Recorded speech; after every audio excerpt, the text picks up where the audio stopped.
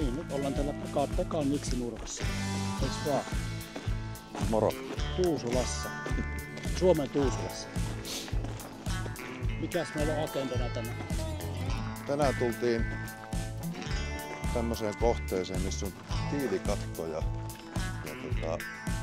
se on vuotanut asuntoa ja lähdetään nyt katsomaan, että mikä se on homman nimi.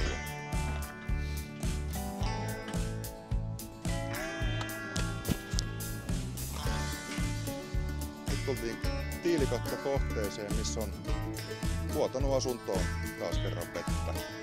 Päällisin puolihan tää pinta näyttää ihan hyvältä. Täällä oli huoltomieskin käynyt aikaisemmin ja katsonut, että eihän tää katolla ole mitään vikoa.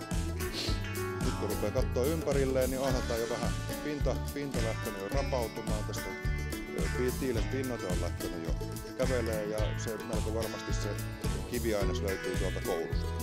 Ja sekin on haittaa tätä veden kulkeutumista oikeaan paikkaan viemäriin. Ja vaikka vihreys on nykypäivänä, se on hyvä asia, niin tää sammal, tää vihreä, mikä tää katolla, niin tää ei oo hyvä asia. Elikkä huoltoa tässä on vähän vaikeaa. Syy, minkä takia se sinne asuntoon se vesi on mennyt, johtuu aluskatteesta tässä kohteessa. Eli täällä on vanha pahvinen panssarialuskate, ja joka alkaa olla jo niin vanha, että se päästää vettä läpi.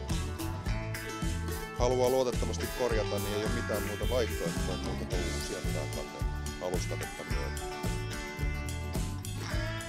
Tässä näkyy riskipaikat tiilikatolla. Tässä voi riskipaikat. Jokaista kattelua liitetään tiilikattoon. Lumiesteessä on, niin kuin näkyy heti kaksi virhettä tässä. Yksi virhe on se, että siinä on 3 metrin pätkä noin ja siinä löytyy putkisauma tuohon keskelle. Toihan ei kestä oikeastaan minkäännäköistä lumen painoa toi ratkaisu. Yhden putken pitäisi mennä vähintään 2 kannakkeen yli. Ja toinen mikä tässä on väärin on vedetty 2 pientä pätkää lumiestettä tähän. Paljon isompi rasitus koostuu.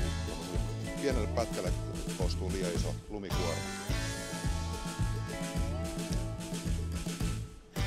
Nyt vaan tarjousta väsään. Niin. Katsotaan miten meille käy. Kyllä.